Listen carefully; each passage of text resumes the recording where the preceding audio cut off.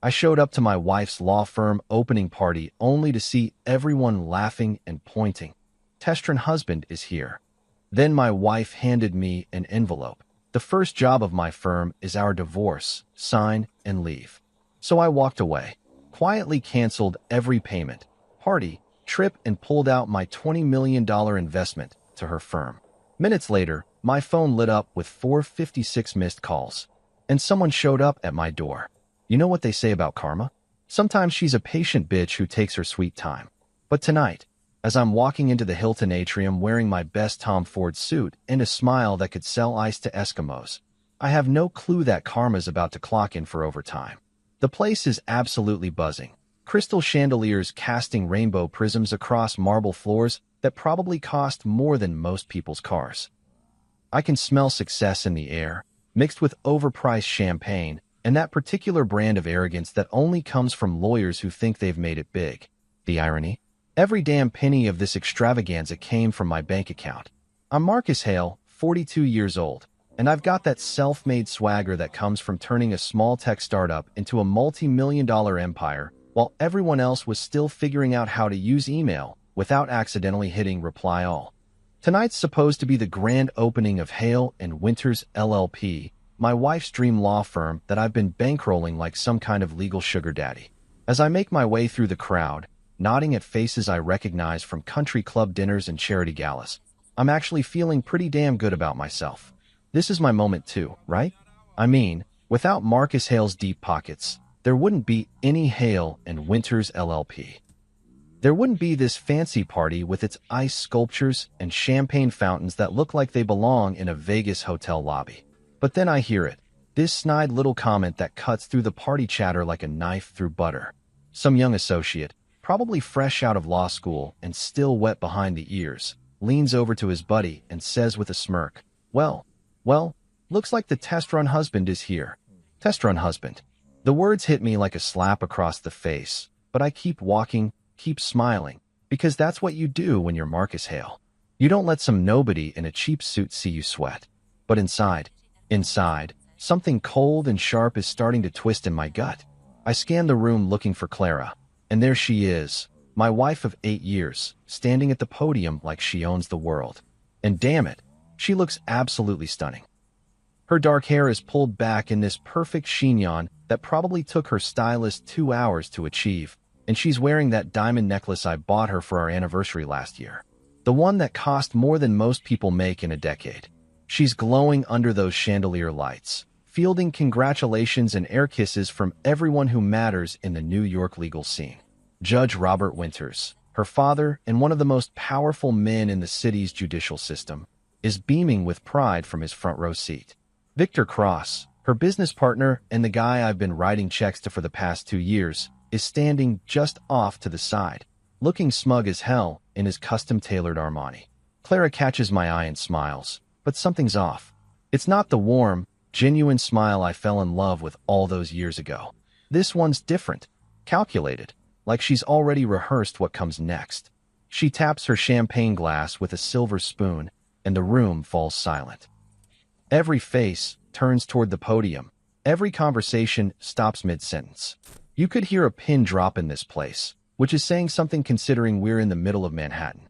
Ladies and gentlemen, Clara begins, her voice carrying that smooth, confident tone she uses in court. Thank you all for being here tonight to celebrate the launch of Hale and Winters LLP. This firm represents everything I've worked for, everything I've dreamed of since I was a little girl sitting in my father's courtroom. The crowd murmurs appreciatively. Someone shouts, "Here, here," and raises their glass. But then Clara does something that makes my blood run cold. She reaches into her clutch, the same Chanel bag I bought her for Christmas, and pulls out a manila envelope. Plain, unremarkable, the kind of envelope that could contain anything from tax documents to grocery coupons. However, she continues, and I swear the temperature in the room drops about 10 degrees. Before we officially open our doors to serve justice in this city, I have one piece of business to attend to. She walks down from the podium, her heels clicking against the marble floor like a countdown timer. Every step brings her closer to where I'm standing, and every step makes that cold feeling in my stomach spread a little further. The The crowd parts like the Red Sea as she approaches. I can feel hundreds of eyes on me, can hear the whispers starting to buzz around the room like angry wasps. Someone's phone camera flashes, then another. Clara stops right in front of me, close enough that I can smell her perfume. The same Chanel No. 5 she's worn since our second date. She's still smiling, but now I can see what that smile really is. It's not love or gratitude or even basic human decency. It's pity mixed with something that looks disturbingly like satisfaction. "Marcus," she says, loud enough for the whole room to hear. "You've been so generous, so supportive, and I want everyone here to know that the first case Hale and Winters LLP will be handling is very close to my heart." She hands me the envelope like she's presenting me with an award at some twisted ceremony. The paper feels heavy in my hands, weighted with possibilities I don't want to consider. "The first case for my law firm," she announces, turning back to address the crowd with that same practiced smile, "is my divorce. Marcus, I need you to sign these papers and leave. Tonight." The words hang in the air like smoke from a gun barrel. For a moment, everything is perfectly silent. Then the applause starts, scattered at first, then growing louder. Some people are gasping, covering their mouths with their hands like they're watching a car crash in slow motion. Others are filming with their phones, probably already uploading to social media with hashtags like #LawyerLife and #PowerMove. I stand there holding that envelope, feeling like the biggest fool who ever walked the earth. This is my money funding this party. These are my connections filling this room. I'm the one who made this entire night possible, and now I'm being dismissed like some kind of hired help who's overstayed his welcome. The humiliation should be crushing. The betrayal should bring me to my knees. 8 years of marriage, 2 years of supporting her dream firm, $20 million of my own money, all of it reduced to a manila envelope and a public execution in front of everyone who matters in New York's legal community. But you know what? I don't shout. I don't throw the envelope back in her face. I don't cause the scene that everyone's probably expecting, the dramatic meltdown that would give them something to gossip about at their country club brunches for the next 6 months. Instead, I do something that probably surprises everyone in that room, maybe even myself. I fold that envelope in half, slide it into my jacket pocket, and walk toward the exit with my head held high. As I push through the crowd, I can hear the whispers starting up again, can feel their eyes following my every move. But I keep walking, past the ice sculptures and champagne fountains, past the marble floors and crystal chandeliers, past everything I paid for but apparently never owned. Outside, the New York night air hits my face like a blessing. I loosen my tie, let the cool breeze wash away the stuffiness of that overpriced hotel ballroom. And then, standing there on the sidewalk with the city lights reflecting off the wet pavement, I do something that would probably shock everyone still inside celebrating my public humiliation. I smile. Not the fake, practiced smile I've been wearing all evening, but a real one. Faint, but genuine. See, here's the thing about being Marcus Hale that none of those people in that room understand. I didn't get where I am by being stupid. I didn't build a multi-million-dollar empire by trusting people at their word. And I sure as hell didn't survive in the cutthroat world of business by not having a few contingency plans up my sleeve. They think they've won. They think this is the end of the story. The foolish husband who got played by his ambitious wife and her slick business partner. They think Marcus Hale just got taken for the ride of his life. They haven't seen anything yet. The real game? It's just getting started. You know what's funny about betrayal? It's like food poisoning. At first, you're just confused and uncomfortable, but then it hits you all at once, and suddenly you're seeing everything with crystal clarity. By the time I get back to my apartment on the Upper East Side, that clarity is burning through me like acid. I pour myself 3 fingers of Macallan 25, the good stuff I save for special occasions, though I'm pretty sure getting publicly divorced at your wife's law firm launch party qualifies as special in the most twisted way possible.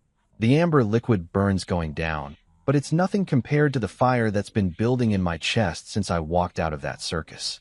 My apartment feels different now, quieter.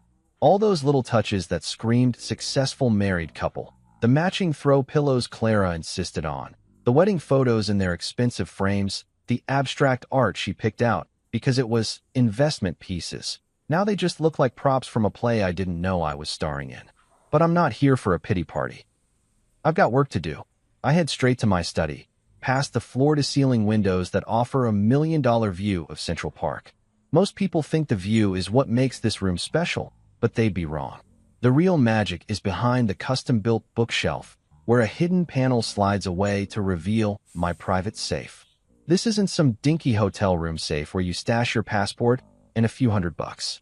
This is a proper vault, fireproof, waterproof, and big enough to hold everything that really matters. I punch in the code, and the heavy door swings open with a satisfying click. Inside, organized with the kind of obsessive precision that would make a Swiss banker weep with joy, are my primary assets. Not stocks or bonds or crypto wallets. Those are for amateurs. No, these are the documents that separate the players from the played, the hunters from the hunted. I pull out the first binder, thick as a phone book and labeled in my own handwriting. Hale and Winters LLP. Financial structure. Every page tells a story, and boy, is it a doozy. Here's what Clara and her smug partner Victor didn't understand about Marcus Hale. I don't just throw money at things and hope for the best. When I invest, I document everything. When I write a check, I create a paper trail that could be followed by a blind accountant with dyslexia. The first section shows the initial seed money, $5 million transferred from my personal account to establish the firm's operating capital. Clara thought it was a gift, a loving husband supporting his wife's dreams. In reality, it was a loan with very specific terms that she never bothered to read because she was too busy picking out office furniture and planning launch parties. Next up, the office lease. That gorgeous corner suite on Madison Avenue with the mahogany conference table and the view of the Chrysler Building? The one that costs $40,000 a month? Yeah, that's in my name. The lease agreement sits right here in black and white, along with the security deposit receipt for $200,000. I flip through more pages, each one a little insurance policy I never thought I'd need to cash in. Interior design costs, another $250,000 for Clara's vision of sophisticated legal elegance. The custom law library with its first edition legal texts and hand-carved shelving, 6 figures. The state-of-the-art computer system and case management software, another $100,000. But the real kicker is the recruitment expenses. Clara and Victor went on a hiring spree like they were building the legal equivalent of the Yankees. They poached senior associates from white shoe firms, offering signing bonuses and inflated salaries that would make Wall Street executives jealous. Every single one of those offers was backed by my money, and every single contract includes a clause that ties their employment to the firm's financial stability. As I'm going through these documents, something starts bubbling up from deep in my chest. At first, I think it might be another wave of humiliation, but then I realize what it actually is: laughter. Dark, bitter laughter that tastes like revenge served at room temperature. Because here's the thing that's becoming crystal clear as I review my meticulous record keeping. I haven't been Clara's husband for the past 2 years. I've been her bank. A walking, talking ATM with a wedding ring and a joint checking account. Every dinner party where she introduced me as my husband, the tech entrepreneur, she was really saying, my financier who doesn't understand law. Every time she asked my opinion on hiring decisions or office locations, she was just being polite while spending my money. Every passionate speech about building something meaningful and lasting, she was talking about building it on my dime while planning to cut me out of the picture. I pull out my laptop and start cross-referencing the documents with my bank statements. The pattern is so obvious now that I can't believe I missed it.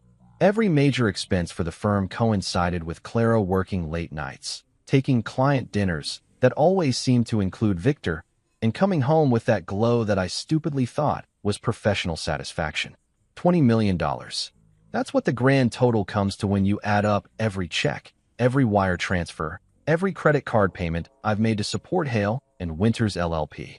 $20 million to fund my wife's affair and finance my own public humiliation. But here's where Clara and Victor made their fatal mistake. They assumed I was just another rich guy who got successful by luck and stayed successful by throwing money at problems.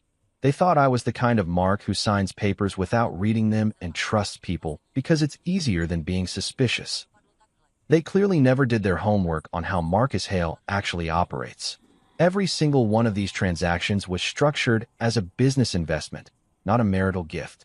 Every contract includes performance clauses, accountability measures, and most importantly, exit strategies. Clara never read the fine print because she was too busy planning her grand debut as New York's hottest new legal power couple. I closed the binder and reached for the next one. Corporate structure and silent partner agreements. This is where things get really interesting. See, when you're putting $20 million into a startup law firm, even one run by your loving wife, you don't just write checks and hope for the best. You create legal structures that protect your investment. You establish yourself as a silent partner with very specific rights and responsibilities. Rights like the ability to freeze corporate accounts if fiscal responsibility is questioned. Rights like mandatory disclosure of all major expenditures. Rights like unilateral withdrawal of invested capital under breach of fiduciary duty clauses. The beauty of it all is that Clara signed every single one of these agreements herself. She was so eager to get her hands on my money that she barely glanced at the corporate documents. She probably assumed they were just legal boilerplate, the kind of paperwork you sign when your husband is being overly cautious about protecting his assets. I lean back in my chair and take another sip of that Macallan, savoring both the whiskey and the irony. At this very moment, Clara and Victor are probably still at the Hilton, basking in the afterglow of their power move, accepting congratulations from all those legal eagles who witnessed my public takedown. They think they've won. They think Marcus Hale just got played by the two smartest people in the room. They're probably already planning how to spend my $20 million, maybe even joking about how easy it was to separate a fool from his money. What they don't realize is that Marcus Hale doesn't get played. He plays the game better than everyone else. And sometimes that means letting people think they're winning right up until the moment they realize they've been checkmated. I close the safe and pour myself another drink. Tomorrow, the real education begins. Tonight, I'm just a guy in an expensive apartment, surrounded by evidence of the biggest mistake his wife ever made. But hey, we all make mistakes. The trick is making sure yours aren't fatal. You know what separates successful people from everyone else? Timing. Not just knowing what to do, but knowing exactly when to do it. And as I'm sitting in my study at 2:47 a.m., nursing my third glass of Macallan and staring at my laptop screen, I realize that my timing has never been better. The city outside my windows is mostly asleep, but I'm wide awake with the kind of clarity that only comes from having your world turned upside down and finally seeing it right side up. Clara and Victor are probably passed out in some five-star hotel suite right now, drunk on champagne and their own perceived brilliance. They think they've pulled off the heist of the century, stealing $20 million and a law firm from Marcus Hale while making him look like a fool in front of half of New York's legal establishment. What they don't know is that Marcus Hale doesn't sleep when there's work to be done. And tonight, there's definitely work to be done. I crack my knuckles and open up my laptop, the screen's blue glow reflecting off the empty whiskey glass beside me. First stop, the firm's online banking portal. Clara probably assumes I don't have access anymore, maybe even changed the passwords in some amateur attempt at digital security. She always was too trusting, too willing to believe that people are exactly what they appear to be on the surface. But here's the thing about being the guy who bankrolled the entire operation. You make sure you always have a way in. Those credentials I memorized when we first set up the corporate accounts? Still working perfectly. The backup email address tied to password recovery? That's my personal Gmail account, not Clara's. The security questions? All answered with information only I would know. I'm in the system within 30 seconds, and what I see makes me smile for the first time since that disaster at the Hilton. The account balance shows exactly what I expected. $847,000 in operating capital, sitting pretty in the main business checking account. There's also the money market account with another $1.2 million in reserve funds, and the expense account Victor's been using to fund his and Clara's business dinners at the city's most expensive restaurants. This is going to be fun.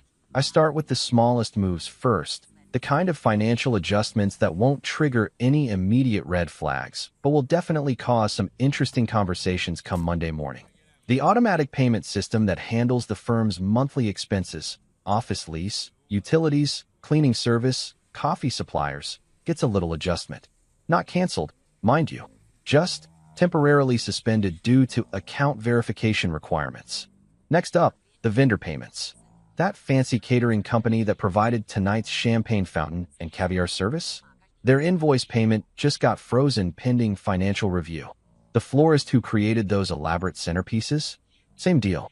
The sound system rental, the photographer, the valet service. Every single vendor who contributed to my public humiliation just got moved to payment pending status. But I'm just getting warmed up. The real masterpiece is the payroll system. All those hotshot lawyers Clara and Victor poached from competing firms, the ones with their signing bonuses and six-figure salaries and attitudes that could cut glass, their direct deposit information just encountered a small technical glitch that will require manual resolution. Nothing permanent, you understand.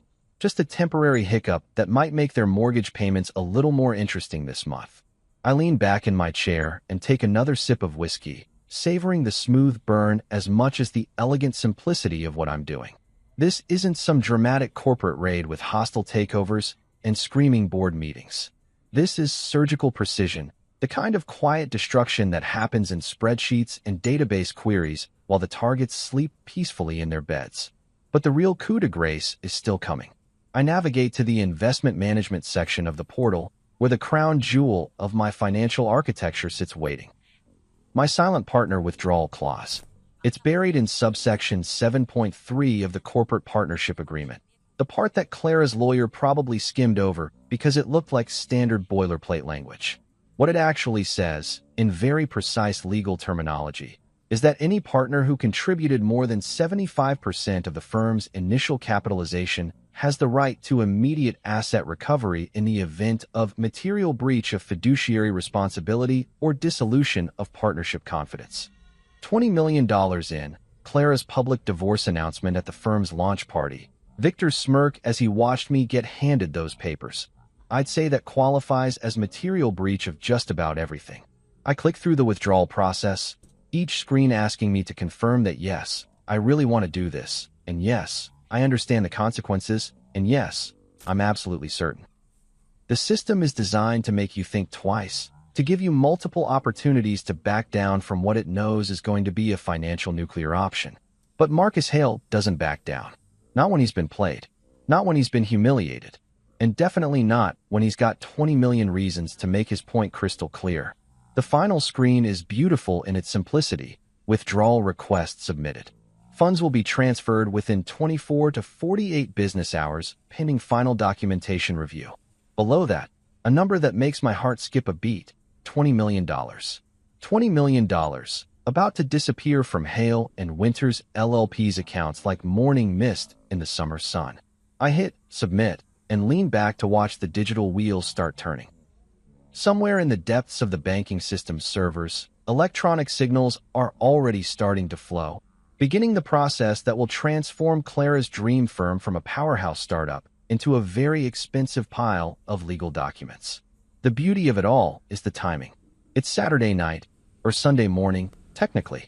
The banks won't start processing anything until Monday, which means Clara and Victor have roughly 40 hours to enjoy their victory before they discover what Marcus Hale's version of a divorce settlement actually looks like.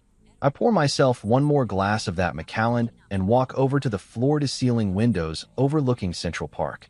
The city spreads out below me like a circuit board, all glittering lights and hidden connections. Somewhere out there, Clara is probably sleeping the sleep of the victorious, dreaming about her new life as New York's hottest legal celebrity. What she doesn't know yet is that you can't build a legal empire on someone else's money and then expect them to just walk away when you're done with them. You can't humiliate Marcus Hale in front of half the city's power brokers and assume there won't be consequences. They wanted a scene at that party, some dramatic breakdown they could gossip about over their country club brunches. What they're getting instead is something much more devastating, a silent storm that's going to tear through their perfect little world like a Category 5 hurricane. The best part? They'll never see it coming until it's already too late. I raise my glass to the sleeping city and smile.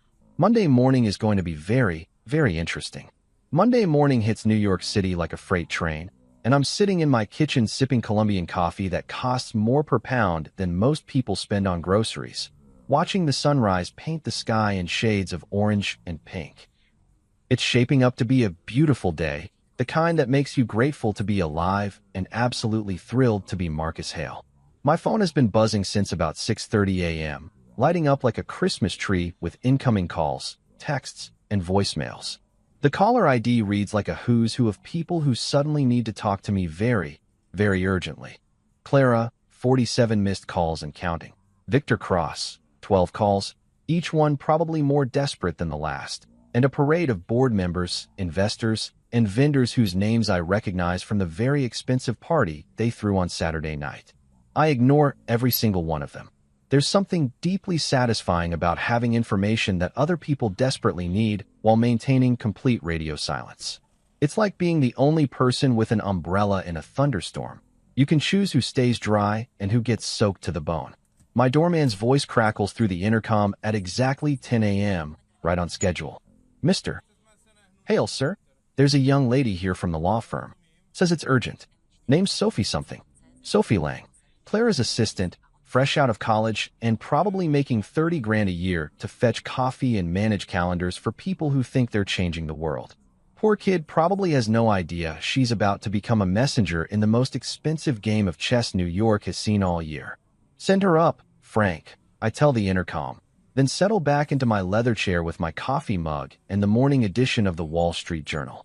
Nothing quite like reading about other people's financial disasters while orchestrating your own masterpiece. The knock on my door comes exactly 3 minutes later. Soft, hesitant, the kind of knock that says, please don't shoot the messenger. I take my time answering, letting her stew in the hallway for a moment while I finish the article I'm reading about market volatility in emerging tech sectors. When I finally open the door, Sophie Lang looks like she's been through a blender set on Corporate Nightmare. Her usually perfect blonde hair is pulled back in a messy bun. Her makeup is smudged like she's been crying or rubbing her eyes, and she's clutching a manila folder against her chest like it's a life preserver. Mr. Hale, she says, and her voice actually cracks a little. Thank you for seeing me. I know this is irregular. Sophie, right. I step aside and gesture for her to come in. Clara's assistant? Coffee. You look like you could use it. She shakes her head quickly, too wound up to sit still. I can't stay long. The firm there's a situation. A big situation. I pour myself a fresh cup and lean against the kitchen counter, watching her with the kind of mild interest you'd show to a particularly entertaining street performer. Oh, what kind of situation? Everything's collapsing. The words tumble out of her like water through a broken dam. The payroll system crashed this morning. Nobody got paid. The vendors are calling nonstop saying their payments were rejected. The catering company is threatening to sue over the party expenses. Even the coffee service got cut off. Do you know how lawyers function without coffee, Mr. Hale? I take a slow sip from my mug and make a thoughtful noise. Sounds complicated. The investors are furious, she continues, pacing back and forth in my entryway like a caged animal. Judge Winters has been calling every hour demanding explanations. Victor locked himself in his office and won't come out. And Clara.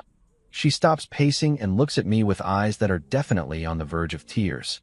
Clara says it's all just a computer glitch. Some kind of banking error that will be resolved by end of business today. And what do you think, Sophie?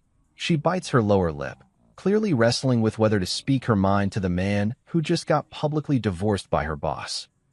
I think, she says carefully, that computer glitches don't usually involve $20 million disappearing from corporate accounts. Smart girl. Smarter than her boss, anyway. I'm not a financial expert, I tell her, setting down my coffee mug and walking over to my desk. But that does sound like more than a glitch. I pull open the top drawer and retrieve a cream-colored envelope, the kind of expensive stationery that screams serious business without having to say a word. Inside are 3 sheets of legal paper covered in my lawyer's precise handwriting. Terms and conditions that Clara is going to absolutely hate, but will have no choice but to consider. I need you to deliver this to Clara, I say, handing Sophie the envelope. Directly to her. Don't give it to Victor, don't leave it with the receptionist, don't put it in her inbox. Hand it to Clara personally and tell her she has exactly 24 hours to respond. Sophie takes the envelope like it might explode in her hands. What's in it? A way out of this mess, I say simply. The only way out, actually. Her eyes search my face, probably looking for some hint of mercy or compassion or basic human decency. What she finds instead is the cold, calculating stare of a man who's done playing games. Mr. Hale, she says quietly, is this about the divorce? Because if it is, maybe we could. Sophie, I interrupt her gently but firmly. This isn't about the divorce. This is about business. $20 million worth of business that your bosses seem to have forgotten belongs to someone. She nods slowly, finally understanding that she's not just delivering a message. She's carrying the terms of surrender from the winning side to the losing side. 24 hours, I repeat. Not a minute more. And Sophie? Make sure Clara understands that this is the only offer she's going to get. The next conversation won't be nearly as pleasant.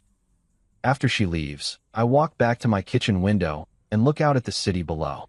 Somewhere in a glass tower on Madison Avenue, Clara is probably having the worst Monday of her professional life. The phone calls, the panicked meetings, the growing realization that her dream firm is turning into a nightmare faster than she can damage control. I pour myself another cup of coffee and check my phone. 53 missed calls now, plus a text message from Victor that just says, "Call me now," in all caps. I delete the text without reading it twice and turn my phone to silent mode. The beautiful thing about being Marcus Hale is that when you hold all the cards, you get to decide when the game ends. And this game? It's just getting started. 24 hours, Clara. The clock is ticking. Friday morning arrives with all the subtlety of a demolition crew, and I'm standing in front of my bathroom mirror at 7:30 a.m., adjusting a tie that costs more than most people's rent, while mentally preparing for what's about to be the most satisfying business meeting of my entire career. Today's ensemble is what I like to call corporate executioner chic. Charcoal Tom Ford suit that fits like it was sewn directly onto my body, Italian leather shoes that could probably finance a small car, and a smile that would make a shark jealous. When you're about to walk into a room full of lawyers who think they've been playing chess while you've been playing 4D chess, presentation matters. The ride to Hale and Winters LLP takes exactly 14 minutes in Manhattan traffic, which gives me just enough time to review my notes and savor the irony of walking into a building whose lease I personally guarantee. The lobby looks the same as it did when Clara first showed me the space 2 years ago, all marble and brass and aspirational grandeur designed to intimidate clients into paying premium rates. What's different is the energy. Instead of the confident buzz of legal eagles circling their prey, there's a nervous tension in the air that you could cut with a subpoena. The receptionist, a young woman whose name I've never bothered to learn, looks up at me with eyes wide enough to suggest she knows exactly why I'm here. "Mr. Hale," she stammers. They're waiting for you in the conference room." Of course they are. When Marcus Hale schedules a 9 a.m. meeting, smart people show up early and nervous people show up earlier. The elevator ride to the 42nd floor gives me 30 seconds to appreciate the view of Manhattan spreading out below like a game board I'm about to rearrange. When the doors open, I can hear voices through the conference room's glass walls, urgent whispers, and what sounds like someone practicing damage control talking points. I push through the mahogany doors at exactly 9:00 a.m. because punctuality is just another form of power, and survey the carnage that used to be Clara's dream team. The conference room that once hosted champagne toasts and victory celebrations now looks like a war room staffed by people who've already lost the war.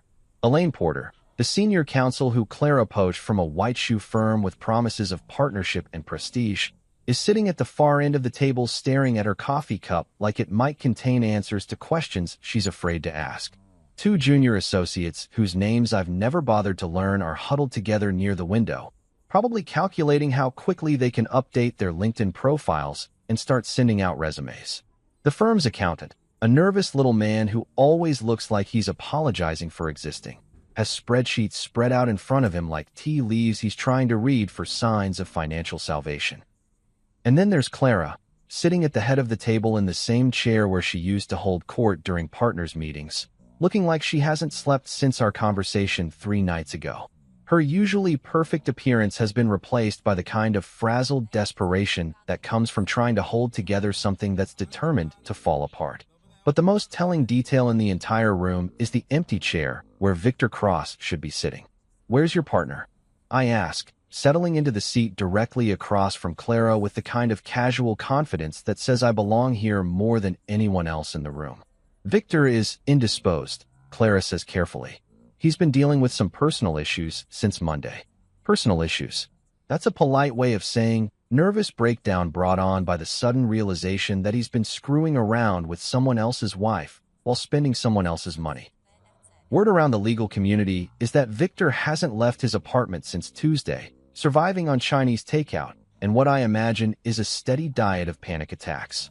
Well, I say, opening my briefcase and pulling out a folder thick enough to choke a horse. I suppose we'll have to proceed without him.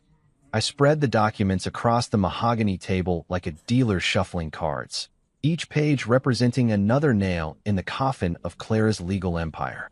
Partnership dissolution agreements, asset recovery forms, employment termination notices, and the piece de resistance, a restructuring proposal that would make Gordon Gekko weep with appreciation.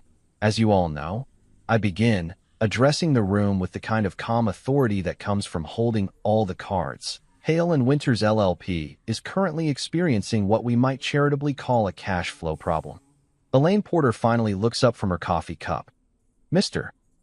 Hale, if this is about the withdrawal of your investment, I'm sure we can work out some kind of payment plan. This isn't about payment plans, Elaine. This is about fundamental restructuring. I slide a copy of my terms across the table to each person in the room. These are my conditions for continued operation of this firm. The silence that follows is the kind you get in emergency rooms right before doctors deliver bad news. Everyone's reading, but nobody's speaking, probably because they're all trying to process the magnitude of what they're looking at. You want Clara to resign as managing partner? Elaine's voice comes out as barely more than a whisper. I want Clara to resign from any operational role in this firm. I correct. She can maintain a position as counsel, but she will have no decision-making authority, no client contact, and no access to firm finances. And Victor? Asks one of the junior associates. Victor Cross is terminated immediately, with no severance, no references, and a non-compete clause that will keep him from practicing law in New York for the next 5 years. Clara finally speaks up, her voice hollow. Marcus, you're destroying everything we built. Everything I built. I correct her gently. While you were playing law firm, I was actually running a business. The business that kept this place afloat for 2 years while you and Victor were playing house with my money. I stand up and walk to the window, looking out at the city that Clara once thought she was going to conquer. My $20 million will be repaid in structured installments over the next 10 years, with interest. I will assume 2 permanent board seats, including the position of Financial Oversight Director with veto power over any expenditure exceeding $10,000. That's essentially a hostile takeover, Elaine stammers. No, I turn back to face the room, and for the first time since this whole thing started, I let them see exactly how much I've enjoyed watching their little empire crumble. A hostile takeover is when someone steals your company. This is what happens when you bite the hand that feeds you and discover it has very sharp teeth. Clara's hands are shaking as she picks up the pen I've placed in front of her. If I sign this, I'll be nothing more than an employee in my own firm. Your firm? I walk back to the table and lean down so that my face is level with hers.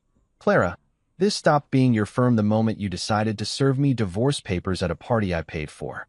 What you're looking at now is the Marcus Hale version of a settlement offer. She stares at the signature line for what feels like an eternity, probably running through all the alternatives in her mind. Fight me in court with lawyers she can't afford? Try to start over somewhere else with a reputation that's been nuked from orbit? Declare bankruptcy and watch 20 years of legal career go down the drain? When she finally signs her name, the pen scratches across the paper like fingernails on a chalkboard. One by one, the other partners sign their copies, each signature another step in what history will probably remember as the most efficient corporate coup in Manhattan legal history. As I'm packing up my briefcase, Elaine Porter clears her throat. Mr. Hale, what happens to the rest of us? You keep your jobs, I say simply. You keep your salaries. You keep your benefits. The only thing that changes is that this firm will now be run by someone who actually knows how to run a business. I'm almost to the door when Clara's voice stops me. Marcus, she says, her voice barely audible. Was this always the plan? Even from the beginning? I turn back and look at her one last time. This woman I was married to for 8 years, who I trusted with my money and my heart, who I watched build her dreams on the foundation of my bank account before she decided she didn't need the foundation anymore. No, Clara, I tell her honestly. The plan was to love you and support your dreams and grow old together. But plans change when people do stupid things. I closed the door behind me with a soft click, leaving behind the wreckage of Clara's empire and the birth of something entirely new. Outside on the street, I pull out my phone and dial my accountant. Jameson? It's Marcus. Yes, it went exactly as planned. Start the paperwork for the restructuring. And Jameson? Make sure the new letterhead reads, Hale Legal Partners. I think it has a nice ring to it. 2 weeks after I basically nuked my wife's legal empire from orbit, I find myself standing in front of a converted townhouse in Brooklyn that looks like it's been through more battles than a Civil War battlefield. The paint is peeling, the front steps are cracked, and there's a fire escape that probably violates about 17 building codes. But something about this place feels more real than all the marble and mahogany I've been dealing with lately. This is where the magic happens, apparently. Phoenix Legal Collective, a name that would make corporate lawyers laugh until they cried, but somehow fits perfectly with the scrappy energy radiating from this building like heat from a furnace. I'm here because my lawyer, Patricia Wells, mentioned something about opportunities in emerging legal markets during our post-coup celebration dinner last week. What she actually meant was, there's this crazy young lawyer in Brooklyn who's making the big firms nervous, and maybe you should check her out before someone else does. The reception area looks like it was decorated by someone who shopped exclusively at garage sales and IKEA's bargain bin. Mismatched chairs, a coffee table that's probably older than most of the staff, and walls covered with newspaper clippings about cases they've won against corporations that could buy and sell this entire building without blinking. But here's the thing about Marcus Hale. I didn't get where I am by judging books by their covers. Some of the most profitable investments I've ever made started in places that looked like they were one health inspection away from being condemned. Mr. Hale, a voice calls from across the room, and I turn to see a woman who's probably young enough to be carded at restaurants, but carries herself with the kind of confidence that usually takes decades to develop. I'm Lydia Torres. Thank you for coming. Lydia Torres looks exactly like what you'd expect from someone running a legal collective in Brooklyn. Dark hair pulled back in a ponytail that says, I don't have time for fancy styling. Jeans that have probably seen more courtrooms than some lawyers see in their entire careers, and eyes that burn with the kind of intensity you usually only find in people who've got something to prove to the world. Miss Torres, I shake her hand, noting the firm grip that doesn't try to overcompensate, but doesn't apologize for existing either. Interesting operation you've got here. She laughs, and it's the kind of genuine sound that I haven't heard in legal circles for longer than I care to admit. That's one way to put it. Come on, let me show you around before you decide whether we're brilliant visionaries or completely insane. The tour that follows is like stepping into an alternate universe where lawyers actually give a damn about something other than billable hours and partnership tracks. The office space is cramped and chaotic, with case files stacked on every available surface and whiteboards covered in strategy notes that look like they were written by someone planning a military campaign. This is our war room, Lydia says, gesturing to a conference room that's about the size of Clara's old office closet. We handle about 40 cases at any given time. Wrongful evictions, immigration rights, class action suits against landlords who think heat is optional in January. I pick up a case file from the table, Martinez versus Blackstone Property Management. A family of 5 getting evicted from their apartment because their toddler's crying supposedly violated the quiet enjoyment clause in their lease. The kind of case that big firms would settle quietly for nuisance value. Except these people are fighting it all the way to appeals court. What's your success rate? I ask, genuinely curious. Depends how you measure success, Lydia replies, leading me to another room where 3 lawyers who look like they're barely old enough to vote are huddled around a computer screen. If you mean, how often do we get our clients exactly what they're asking for? It's about 60%. If you mean, how often do we keep people from getting completely screwed over by corporations with unlimited legal budgets? It's closer to 90. We stop in front of a bulletin board covered with thank you letters, newspaper clippings, and what looks like a hand-drawn picture from a kid whose family probably didn't get evicted because of the work these people do. It's the kind of wall decoration you'd never see at Hale Legal Partners, where success is measured in billable hours and partnership distributions. Mr. Hale, Lydia says, and for the first time since I arrived, her voice gets serious. I'm going to be straight with you. We're broke. Not cash flow problems broke, or waiting for receivables broke. We're choosing between office rent and employee health insurance broke. I appreciate the honesty. In my experience, people who are willing to admit they're drowning are usually the ones worth throwing a life preserver to. How broke? I ask. We've got about 6 weeks of operating capital left, assuming nobody gets sick and the heating system doesn't completely die before spring. Our biggest corporate case just settled for a fraction of what we were hoping for, and the city cut funding for legal aid programs by 30%. She leads me to her office, which is basically a closet with a window and enough legal books to stock a small library. The desk is covered with financial statements that paint a picture of an organization that's been running on passion and coffee for longer than anyone should have to. We could take corporate clients, she continues, settling into a chair that looks like it came from a 1970s yard sale. Charge premium rates for routine contract work, maybe do some regulatory compliance for tech startups. But that's not why we got into law. Why did you get into law? I ask, because something tells me the answer is going to be refreshingly different from to make partner by 30 and buy a house in the Hamptons. Because the system is rigged, she says simply. Because corporate lawyers make more in a month than most people make in a year, while families get evicted because they can't afford legal representation. Because immigration courts have a 97% conviction rate when people represent themselves, but a 60% acquittal rate when they have competent counsel. She pulls out a folder and spreads some papers across her desk. We're not trying to get rich, Mr. Hale. We're trying to level the playing field just enough so that having money isn't the only thing that determines whether you get justice. I look at the financial projections, the case files, the thank you letters, and something clicks into place that I wasn't expecting. This isn't just another investment opportunity or another way to diversify my portfolio. This is the anti-Clara. This is what Clara's firm could have been if she'd actually cared about practicing law instead of playing lawyer for the cameras. What would you do with $10 million? I ask.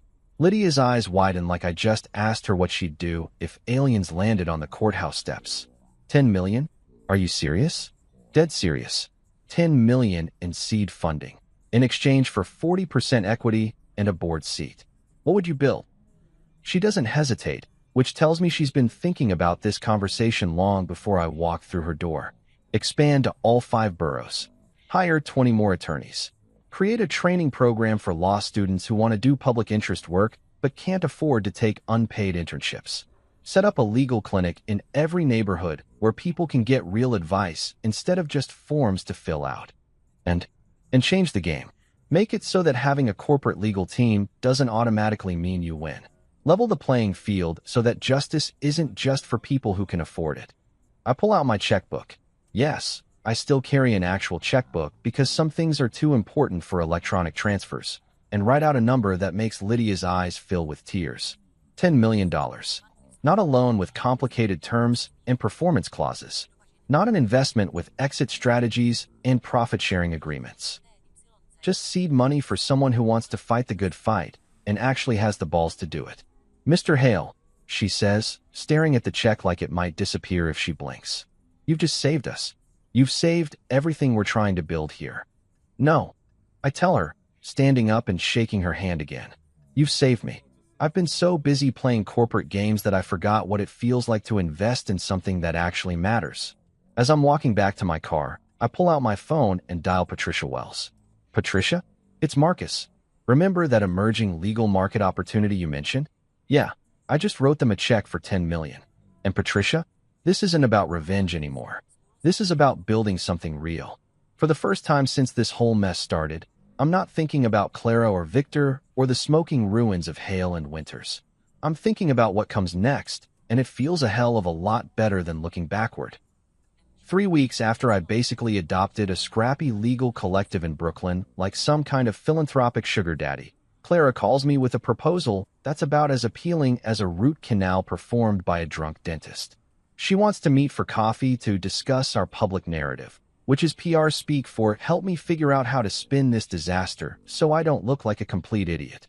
The location she picks is Cafe Orpheus, one of those aggressively neutral Upper West Side spots where divorced couples go to hash out custody agreements and failed business partners meet to divide up what's left of their dreams.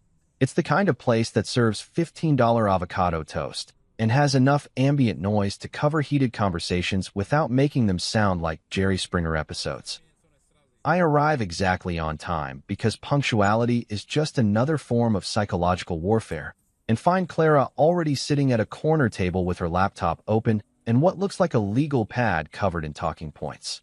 She's wearing a navy blue business suit that screams professional competence and makeup that's probably designed to hide the fact that she hasn't been sleeping well since her empire collapsed. "Marcus," she says as I sit down, her voice carrying that careful modulation lawyers use when they're trying to sound reasonable while asking for unreasonable things. "Thank you for coming. I know this is complicated." I order black coffee from a waitress who looks young enough to be my daughter and settle back in my chair with the kind of relaxed confidence that comes from holding all the cards in a game where your opponent is still trying to figure out what game they're playing. "So," I say, stirring cream into my coffee with the deliberate slowness of someone who has nowhere else to be and all the time in the world. "What's this about, Clara?" She slides her laptop across the table like she's presenting evidence in a murder trial. On the screen is a draft press release that's been formatted with all the professional polish of a Fortune 500 company's damage control statement. The headline reads, "Hale Legal Partners announces leadership transition." I start reading, and with every sentence, my appreciation for the creative use of the English language grows exponentially. According to this masterpiece of corporate fiction, Clara is stepping back from operational duties to focus on strategic client relationships. My acquisition of controlling interest in the firm is described as a planned transition to optimize operational efficiency. The complete absence of Victor Cross from any mention in the document is apparently because he's pursuing new opportunities in the private sector. It's like reading a fairy tale written by someone who learned creative writing from SEC filing documents. "This is interesting," I say after finishing the entire thing, which takes about 3 minutes because it's mostly buzzwords strung together with corporate nonsense. "Very creative." Clara leans forward with the kind of hopeful expression that suggests she actually thinks I might be buying what she's selling. "I worked with our communications consultant to craft something that protects everyone's reputation while explaining the transition in terms that the legal community can understand." "Our communications consultant," I repeat slowly. "You mean the same communications consultant who charged my company $20,000 to plan a launch party where you publicly divorced me?" Her face flushes slightly, but she pushes forward like a lawyer who's already committed to a bad argument. "Marcus, we both have reputations to protect. This statement allows us to move forward without unnecessary damage to either of our professional standing." I close the laptop and slide it back across the table. "Clara, this reads like something a politician would release after getting caught embezzling campaign funds. It's 90% bullshit wrapped in 10% fancy vocabulary. It's a professional statement that..." "It's a lie." I interrupt her gently but firmly. Every single sentence in that document is designed to hide the truth instead of explaining it. "You want to protect our reputations? Let's start by telling people what actually happened." She stares at me like I just suggested we take out a full-page ad in the New York Times admitting to war crimes. "You want me to tell the truth? The actual truth?" Crazy concept, I know. But yes, I want you to tell the truth. For the next 2 hours, we sit in that cafe rewriting Clara's fairy tale into something that resembles actual journalism. It's like performing surgery on a piece of creative writing, cutting away all the corporate speak and media training until what's left is raw, honest, and probably more devastating than anything I could have written myself. The first draft Clara produces is still mostly garbage, but it's garbage that's moving in the right direction. Instead of stepping back from operational duties, she writes, resigning from leadership positions. Instead of planned transition, she admits to financial restructuring following the withdrawal of major investment. But it's still not enough. "Try again," I tell her, handing back her laptop after deleting half of what she's written. "This time, pretend you're explaining it to your father. Judge Winters doesn't do corporate speak, Clara. He does facts." The mention of her father hits like a slap across the face. Judge Robert Winters is old-school judiciary, the kind of man who believes that words should mean what they say and say what they mean. He's also the kind of father who raised his daughter to believe that integrity matters more than appearances, which makes Clara's current situation especially painful. She starts typing again, and this time the words that come out are sharper, cleaner, more honest. Instead of hiding behind passive voice and corporate euphemisms, she starts taking responsibility for decisions that led to consequences. Marcus Hale provided the financial foundation that made Hale and Winters LLP possible, she writes. My personal choices jeopardized that investment and damaged the professional relationship that the firm was built on. It's getting better, but it's still not the whole truth. What about Victor? I ask. She stops typing and stares at the screen for a long moment. What about him? Are you going to mention that you were having an affair with your business partner while using your husband's money to fund both your firm and your relationship? Or are we going to pretend that's not relevant to the story? The question hangs in the air between us like smoke from a gun barrel. Clara's hands hover over the keyboard, probably running through all the different ways she could phrase this particular truth without completely destroying what's left of her professional reputation. I made personal choices that compromised my professional judgment, she finally types. Those choices led to decisions that were unfair to my investors and damaging to the firm's financial stability. It's still corporate speak, but it's corporate speak that acknowledges reality instead of trying to pretend it never happened. We spend another hour refining the language, cutting away the last bits of spin and public relations nonsense until what's left is something that might actually qualify as honest. By the time we're finished, Clara's statement reads like it was written by someone who understands the difference between accepting responsibility and managing public perception. The final version includes an acknowledgement that I funded the firm's entire operation, an admission that her personal decisions led to the firm's financial crisis, and a clear statement that she's stepping down from all leadership roles to allow for proper restructuring under new management. This is going to destroy my reputation, she says, reading through the final draft one more time. Your reputation was destroyed the moment you decided to publicly humiliate the man who bankrolled your entire operation, I tell her. This is just acknowledging what everyone already knows.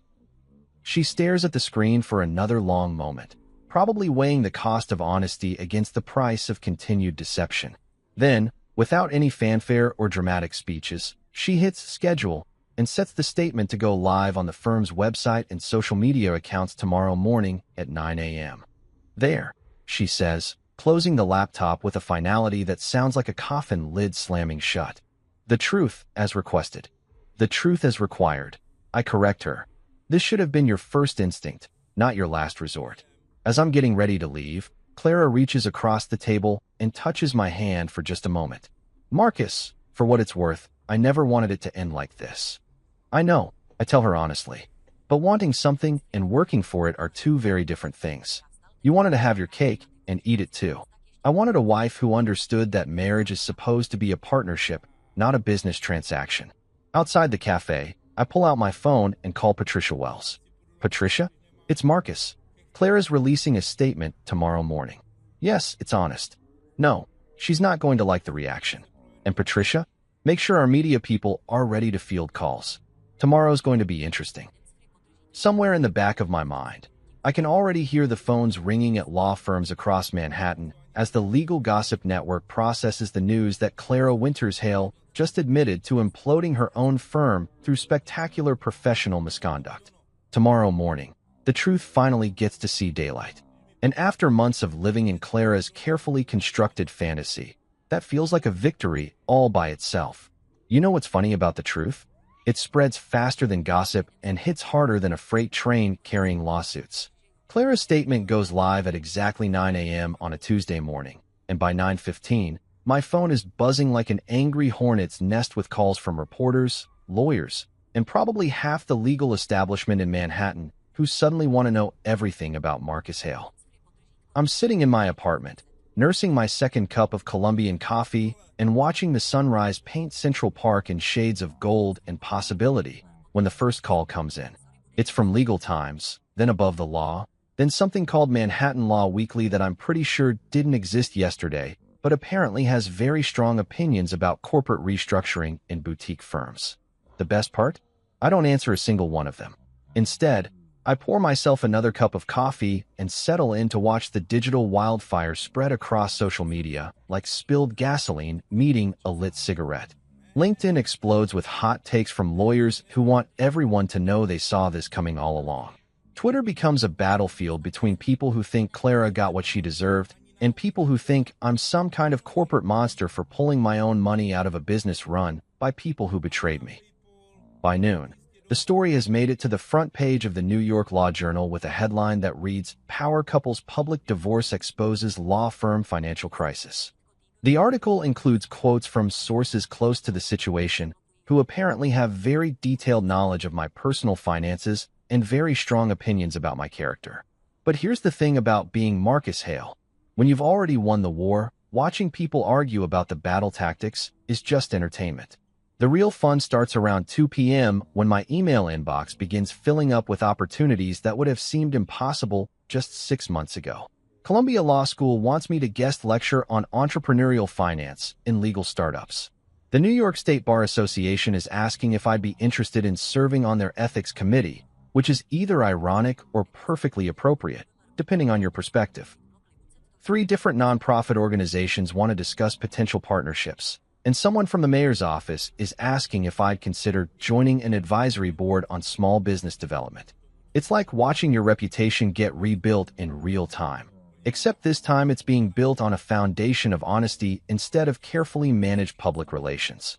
The most interesting call comes from Dr. Eleanor Hartwell at NYU's Business School, who wants to know if I'd be willing to participate in a case study about financial accountability in professional services partnerships. Apparently, my systematic dismantling of Clara's empire is being taught as an example of how to protect investment interests when personal relationships go sideways. I'm famous, but for all the right reasons this time. Around 4 p.m., I decide to escape the chaos and take a walk through Central Park. It's one of those perfect October afternoons when the leaves are just starting to turn and the air has that crisp quality that makes you grateful to be alive in New York City. I'm walking past the Shakespeare Garden, thinking about nothing more complicated than whether to grab dinner at that Italian place I like, when my phone buzzes with a text from Patricia Wells. Victor Cross just posted on LinkedIn. You should probably see this. I find a bench and pull up Victor's profile, which now features a lengthy post that reads like a suicide note written by someone who learned creative writing from corporate legal documents. He's apparently taking time to reassess career priorities and exploring opportunities outside the traditional legal framework. It's the kind of language people use when they're unemployed but too proud to admit it. The comments section is a bloodbath of former colleagues offering hollow sympathy while probably updating their contact lists to remove his information. It's professional death by 1,000 cuts, and I'd almost feel sorry for him if he hadn't spent 2 years screwing my wife while spending my money. By the time I get home, there are 17 voicemails waiting for me, including one from Judge Robert Winters that simply says, "Marcus, call me when you get a chance. We should talk." Clara's father has always been a straight shooter, the kind of man who doesn't waste words or time on pleasantries when there's serious business to discuss. I call him back immediately, because ignoring Judge Winters is the kind of mistake that follows you around for the rest of your life. "Marcus," he answers on the first ring. I read Clara's statement. I also read the coverage in the legal press. "Are you doing okay?" It's such a simple question, but coming from him, it carries the weight of genuine concern. Judge Winters watched his daughter destroy her marriage and her career, and somehow he's asking if I'm okay. "I'm better than I've been in years, Judge," I tell him honestly. "Thank you for asking." "Good. That's good." There's a pause, and I can hear him choosing his words carefully.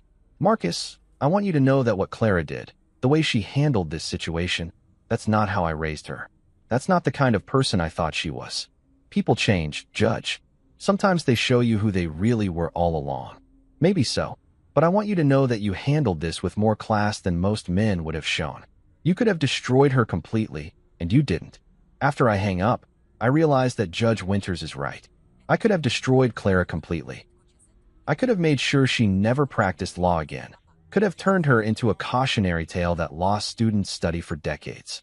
Instead, I gave her a chance to rebuild, albeit on a much smaller scale, and with a much clearer understanding of how the world actually works. Maybe that makes me a better man than I thought I was. Or maybe it just makes me someone who's learned the difference between justice and revenge. That evening, I'm getting ready for dinner when my doorman calls up to announce that I have a visitor. Dr. Camille Rhodes from Columbia Law School, sir. Says she has an appointment. I don't remember scheduling any appointments, but something about the name sounds familiar. It takes me a moment to place it. She's the ethics professor who was quoted in one of the articles about Clara's statement, talking about fiduciary responsibility in professional partnerships. Dr. Camille Rhodes turns out to be a woman in her early 40s with the kind of sharp intelligence that comes through in everything from her handshake to the way she looks around my apartment like she's cataloging details for future reference. She's wearing jeans and a Columbia sweatshirt, which suggests this isn't a formal business call. Mr. Hale, she says, settling into the chair across from my couch like she belongs there. I hope you don't mind the unscheduled visit.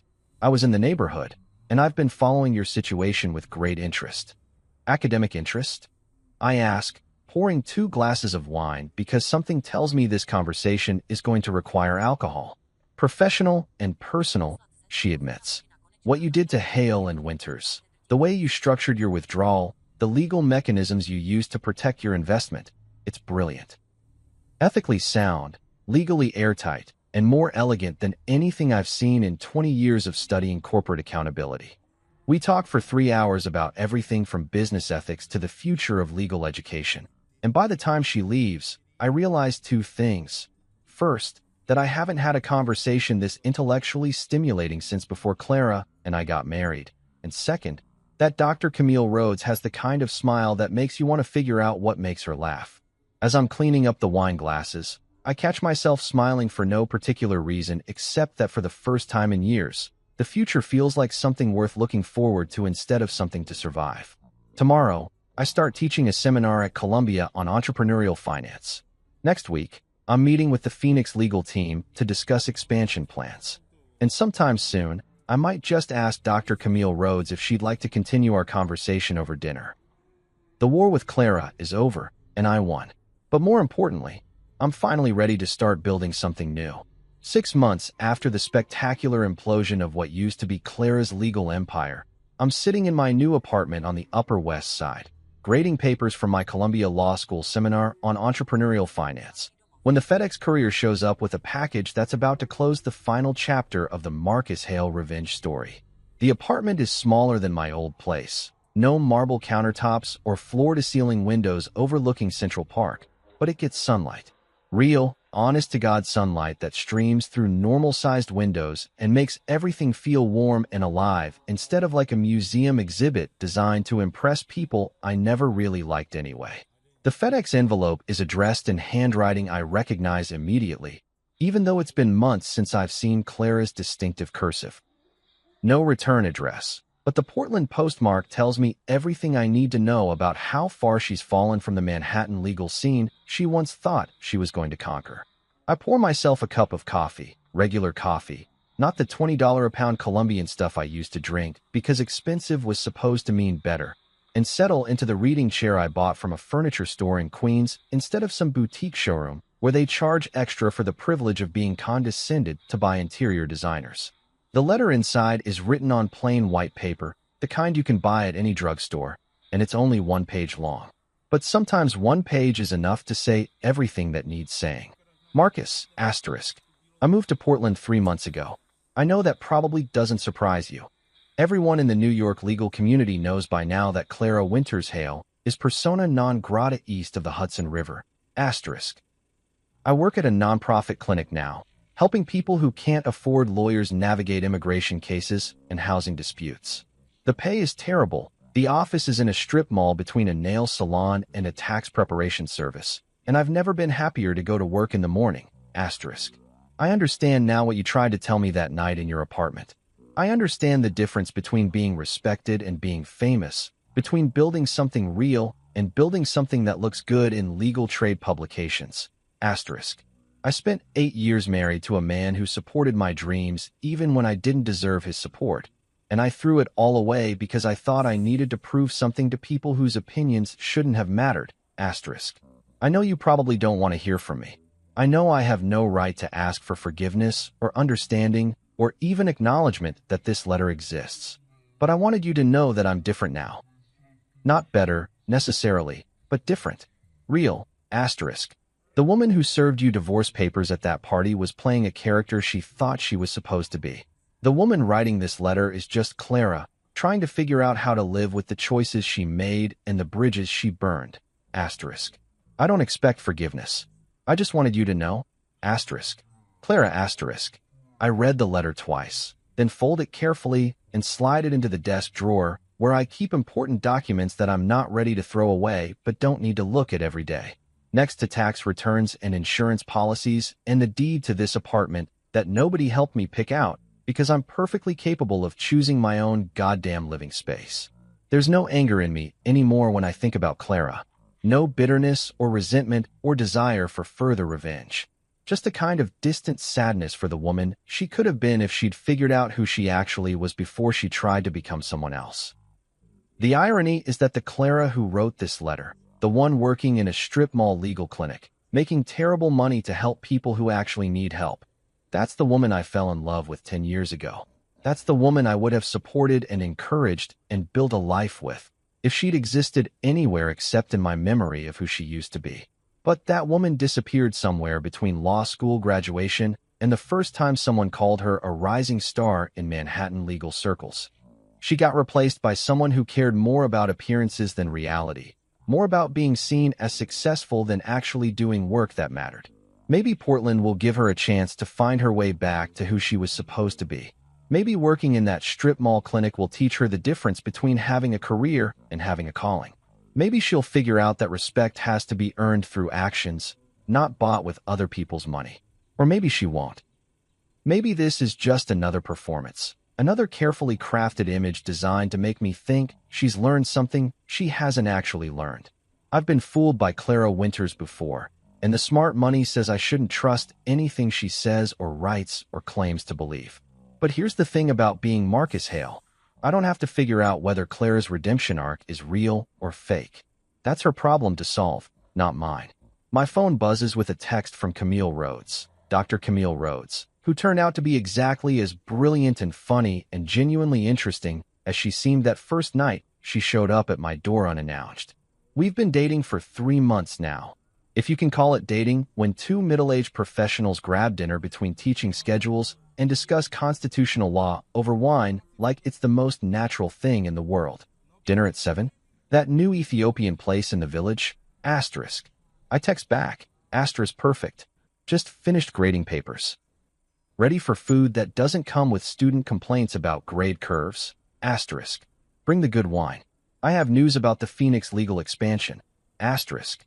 The Phoenix Legal Collective has been the best investment I've made in years, and not just financially. Lydia Torres and her team have opened 3 new offices across the city, hired 47 new attorneys, and won some cases that have corporate legal departments genuinely nervous about treating poor people like they're disposable. Last month, they convinced a federal judge to certify a class action lawsuit against one of the biggest property management companies in New York, representing over 2,000 tenants who were illegally charged fees that nobody bothered to explain or justify. The settlement is going to run into 8 figures, and every penny of it goes to people who actually need the money instead of lawyers who already have too much. That's what victory looks like when you're building something instead of destroying something. When you're creating value instead of just redistributing wealth from people who trusted you to people who betrayed them. I look out my window at the street below, where normal people are living normal lives without worrying about legal empires or corporate restructuring, or whether their spouse is planning to publicly humiliate them at parties they paid for. A couple is walking hand in hand toward the subway, probably heading to jobs that don't require them to question everyone's motives or document every financial transaction like they're preparing for war. That could be me and Camille in 6 months, or a year, or whenever we figure out that what we have is worth making official. Walking to dinner without checking our phones for urgent messages from lawyers or accountants or business partners who think the world will end if they don't have immediate answers to questions that could wait until tomorrow. The sunlight is starting to fade, painting my apartment in shades of gold and amber that make everything look warm and possible. In an hour, I'll meet Camille at that Ethiopian restaurant, and we'll talk about Phoenix Legal's expansion plans and her research on legal ethics, and maybe what we're doing next weekend when neither of us has papers to grade or cases to review. Later tonight, I'll come home to this apartment that belongs entirely to me, pour myself a glass of wine that costs exactly what wine should cost, and read a book that has nothing to do with business or law or revenge or any of the things that consumed my life for the past year. Tomorrow, I'll teach eager law students about the intersection of entrepreneurship and ethics, help Lydia Torres figure out how to fund legal clinics in underserved communities, and maybe take Camille to that art gallery opening she mentioned. The war with Clara is over. The reconstruction of Marcus Hale is complete. And for the first time in longer than I care to remember, the future feels like something to build instead of something to survive. I closed the desk drawer with Clara's letter inside and walked toward the window, where the last of the afternoon sunlight is turning the city into something that looks almost like hope. The best revenge, it turns out, isn't destroying your enemies. It's building a life so good that their betrayal becomes irrelevant. And that, I realize, is the ultimate victory.